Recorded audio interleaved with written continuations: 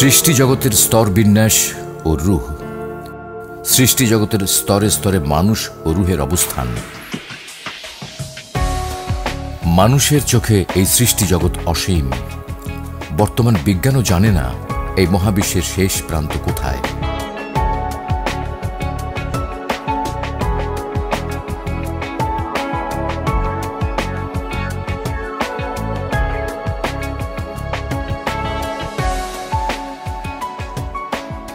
কিন্তু স্রষ্টা তার সর্বশ্রেষ্ঠ সৃষ্টি মানুষের বোঝার সুবিধার্থে পবিত্র কোরআনে উল্লেখ করেন, স্তরে স্তরে সাজানো এই আসমান ও জমিন মানুষ এবং অন্যান্য জীবের জন্য।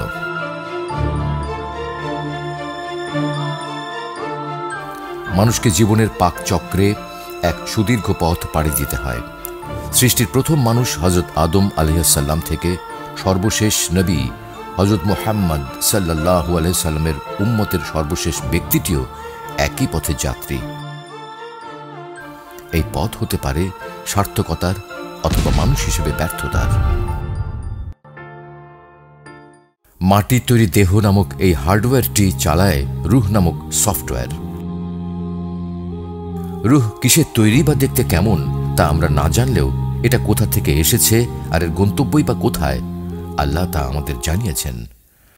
বিসমিল্লাহির রহমানির রহিম লাতারকাবুন্না তাবাকান আন তাবাক।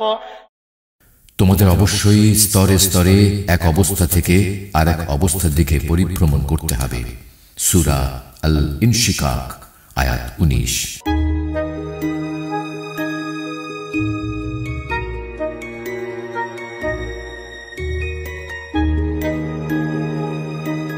মহান আল্লাহ তাআলা সকল রূহ একসাথে সৃষ্টি করেছেন। রূহের আলাদা এক জগৎ আছে।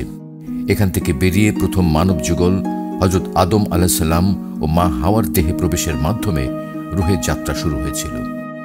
প্রথম আবাস জান্নাত থেকে বেরিয়ে পৃথিবীতে আসতে হয়েছে। সমস্ত রূহ একে একে পর্যায়ক্রমে রূহের জগৎ থেকে বেরিয়ে মাতৃগর্ভ হয়ে পৃথিবীর জীবনে বিচরণ শুরু করবে। এই সবুজ শ্যামল প্রকৃতিতে একটা নির্দিষ্ট সময় কাটানোর পর পুনরায় রূহের যাত্রা শুরু হয়। ঘরে ফেরার এই পথ চলা শুরু হয় মৃত্যুর মাধ্যমে। মৃত্যুর পর রূহ আলমে বারজাখ নামক স্থানে আসে।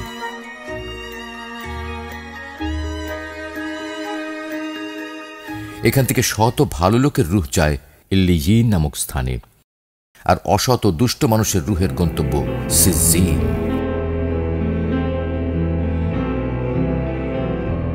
রূহের জগৎ থেকে একে একে সমস্ত রূহ পৃথিবী জীবন শেষে এই ইল্লিয়িন এবং সিজ্জিনে আসবে।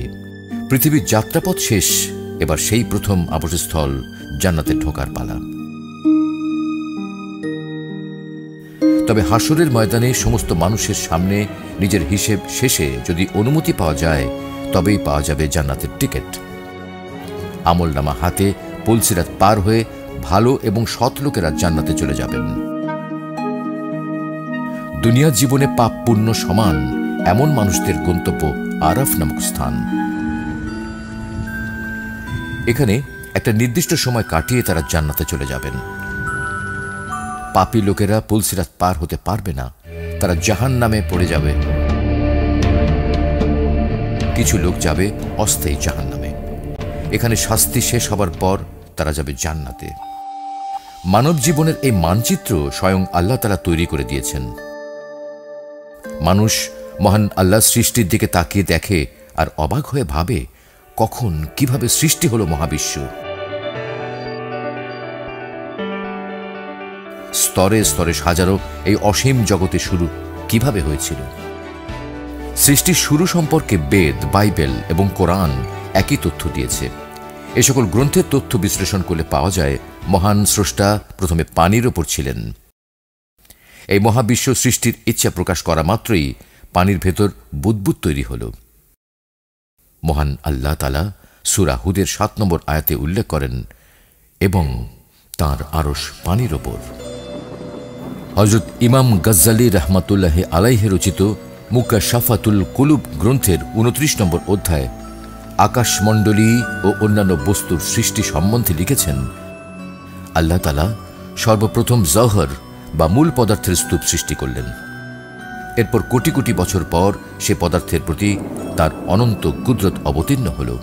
ফলে পদার্থের স্তূপটি বিগলিত হয়ে যায় আর ভয়ে কাঁপতে থাকে এবং তা পানিতে পরিণত হয়। আরও কোটি বছর পর আল্লাহ সুবহানাহু ওয়া তাআলা পানির উপর লিখে দিলেন, লা ইলাহা ইল্লাল্লাহ। ফলে সমগ্র পানির অর্ধেক পরিমাণ পানি উপরিভাগে জমাট হয়ে যায়। এই জমাট অংশই আল্লাহ তাআলার আরশ। বাকি পানির অংশটুকু কম্পমান অবস্থায় থেকে যায়। ফলে জগতের সমস্ত পানি আজও কম্পমান আছে এবং কিয়ামত পর্যন্ত এভাবেই থাকবে। আল্লাহর আদেশেই পানির কেন্দ্রবিন্দুতে প্রচণ্ড বিস্ফোরণ হয়েছিল।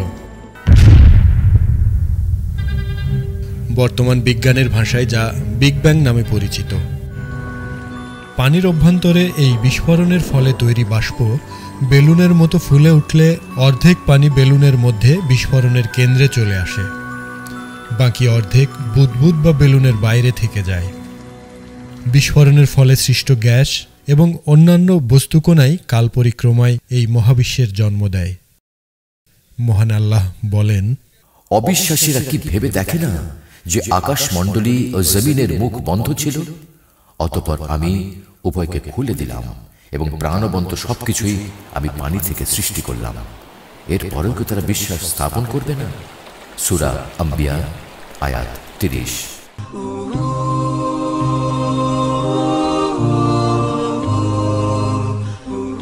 অতঃপর তিনি আকাশের দিকে মনোযোগ দিলেন, যা ছিল ধূম্রকুঞ্জ।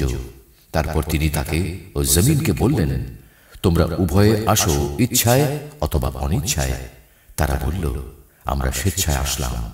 সূরা হামিম আস-সাজদা 11 নম্বর আয়াত। সৃষ্টির আদিতে হওয়া বিস্ফোরণের ফলে সৃষ্ট বস্তুকণা মিলে সময়ের বিবর্তনের স্তরে স্তরে এই সুবিশাল মহাবিশ্ব তৈরি হয়েছে। আল্লাহর আরশ এই মহাগোলকের সর্বশেষ স্তরে, যা বেষ্টন করে আছে সমস্ত সৃষ্টি জগৎকে।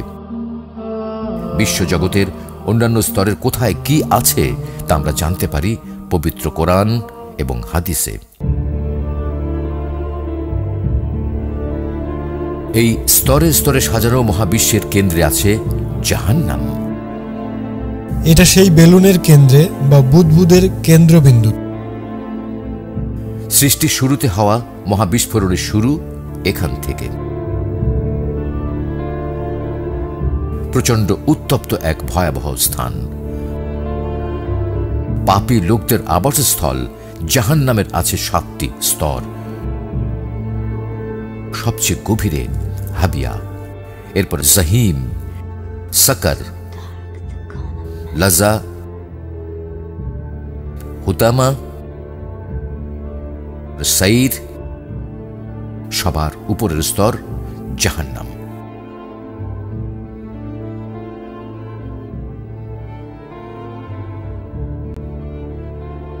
জাহান্নামের উপরের স্তরের নাম সিজ্জিন। এই সিজ্জিন জাহান্নামকে পরিবেষ্টন করে আছে। মৃত্যুর পর পাপী লোকদের আত্মা কিয়ামতের আগ পর্যন্ত এখানে থাকবে। সিজ্জিনের উপরে আছে আরো 7টি স্তর। এই স্তরগুলোকেই জমিন বলা হয়। প্রত্যেকটি জমিনের মাঝখানে রয়েছে ফাঁকা জায়গা। প্রত্যেকটি জমিনের পুরুত্ব 500 বছর রাস্তার সমান। জমিনগুলোর মাঝখানে ফাঁকা জায়গার পুরুত্ব একই। প্রতিটি জমিনের স্তর কোটি কোটি ছায়াপথ দিয়ে গঠিত। বিসমিল্লাহির রহমানির রহিম। আল্লাহুল্লাযী খালাকা সাবআ সামাওয়াতি ওয়া মিনাল আরদি মিসলাহুন্না ইয়াতানাজ্জালুল আমরু বাইনাহুন্না لتعلموا أن الله على كل شيء قدير وأن الله قد أحاط بكل شيء علما। তিনি আল্লাহ, যিনি 7 আসমান এবং অনুরূপ জমিন সৃষ্টি করেছেন। এগুলোর মাঝে তার নির্দেশ অবতীর্ণ হয় যেন তোমরা জানতে পারো যে আল্লাহ সর্ববিষয়ে ক্ষমতাবান এবং আল্লাহর জ্ঞান সবকিছুকে বেষ্টন করে আছে। সূরা তালাক আয়াত 12।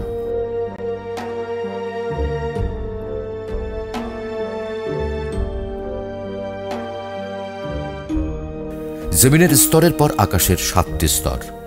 জমিনের মতো প্রতিটি আকাশও 500 বছর রাস্তার সমান পুরু।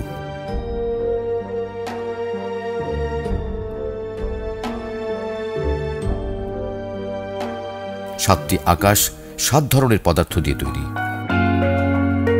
প্রথম আকাশের নাম রফি, যা সবুজ রঙের জমরজদ পাথরের তৈরি।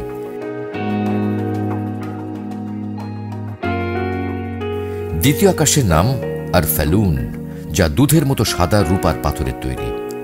তৃতীয় আকাশের নাম ফায়দুম, যা তৈরি হয়েছে লাল রঙের ইয়াকুত পাথর দিয়ে। চতুর্থ আকাশের নাম মাউন, যা দ্বিতীয় আকাশের মতো সাদা রূপার পাথরের তৈরি। পঞ্চম আকাশ রেবকা, যা লাল রঙের স্বর্ণের তৈরি। ষষ্ঠ আকাশের নাম দিকনা, যা হলুদ রঙের ইয়াকুত পাথর দিয়ে বানানো। সপ্তম আকাশের নাম আরবা, যা নূর জাতীয় পদার্থ দিয়ে তৈরি।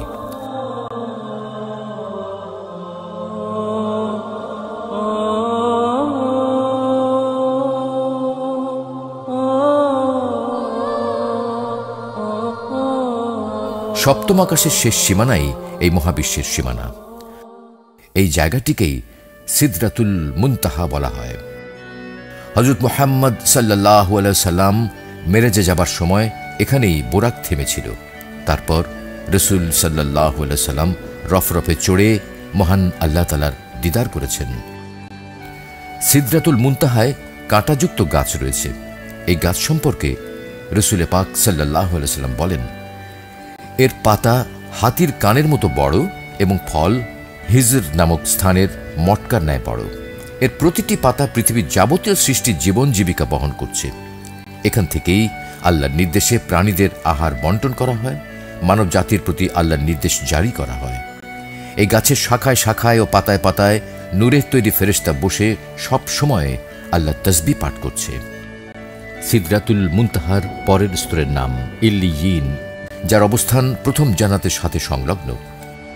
মৃত্যুর পর ভালো ও সৎ লোকদের আত্মা কিয়ামতের আগ পর্যন্ত ইল্লিয়িনে অবস্থান করে জান্নাতের সুখ শান্তির আবেশ উপভোগ করে। ইল্লিয়িনের পরের স্তরেই সেই চির আকাঙ্ক্ষিত জান্নাতের অবস্থান। আসমান ও জমিনের মতো জান্নাত স্তরে স্তরে সাজানো। জান্নাতের মোট স্তর 8টি: দারুল মাকাম, দারুস সালাম, জান্নাতুল মাওয়া, জান্নাতুল খুলদ, জান্নাতুল নাঈম, দারুল কারার, জান্নাতুল আদন এবং জান্নাতুল ফিরদাউস। এই স্তরগুলোর আবার অনেক উপস্তর আছে, যেগুলোকে মঞ্জিল বলা হয়। জান্নাতে এরকম মঞ্জিলের সংখ্যা মোট 100।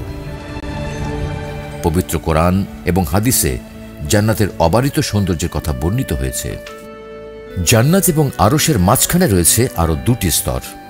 এর একটি হলো সেই পানির স্তর যা থেকে আল্লাহ সমস্ত সৃষ্টি জগৎ তৈরি করেছেন, আর অপরটি হলো ময়দানে মজিদ। ময়দানে মজিদ হলো একটি বিরাট খালি জায়গা। এই ময়দানের সমস্ত কিছুই সাদা আর ধবধবে। ময়দানে মজিদের ঠিক মাঝখানে কুরসির অবস্থান।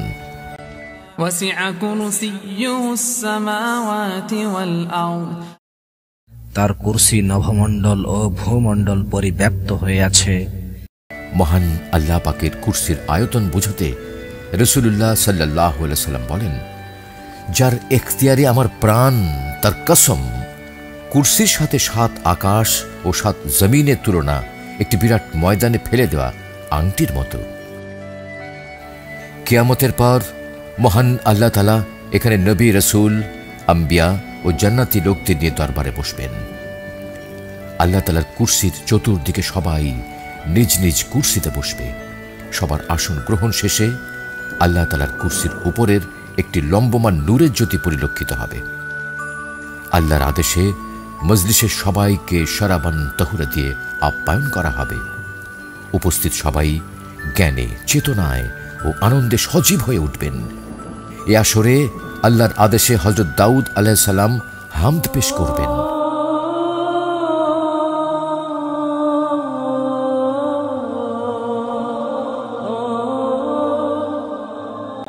আওয়াজ আসবে, হে আমার প্রিয় বান্দাগণ, আজ তোমাদের আকাঙ্ক্ষা মতো যা ইচ্ছা, যত ইচ্ছা চেয়ে নাও।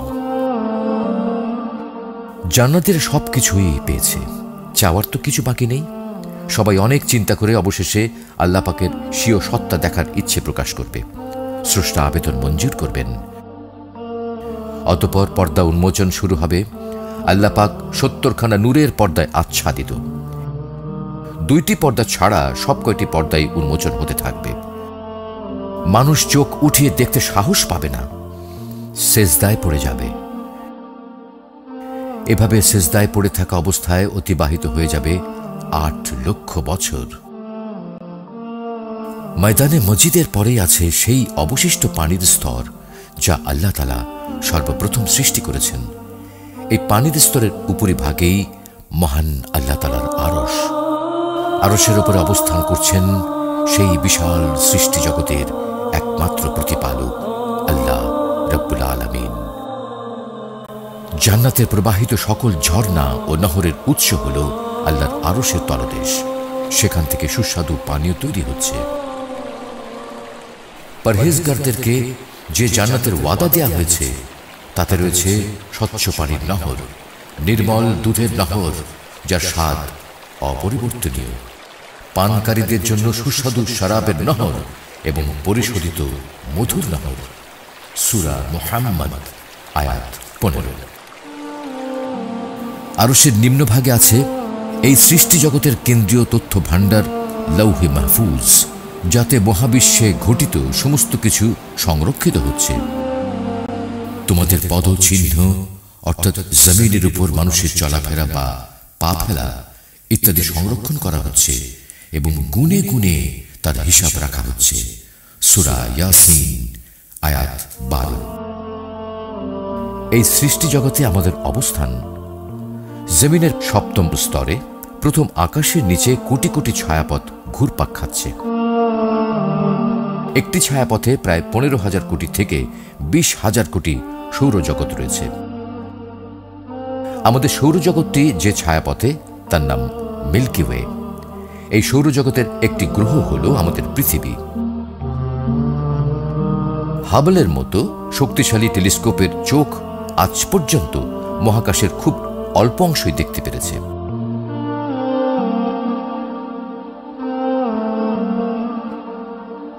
অজানাকে জানার প্রতি মানুষের এই আগ্রহের কথা চিন্তা করেই মহান স্রষ্টা তার মনোনীত নবী রাসূলদের মাধ্যমে মানব সমাজকে এই অসীম মহাবিশ্ব সম্পর্কে ধারণা দিয়েছেন।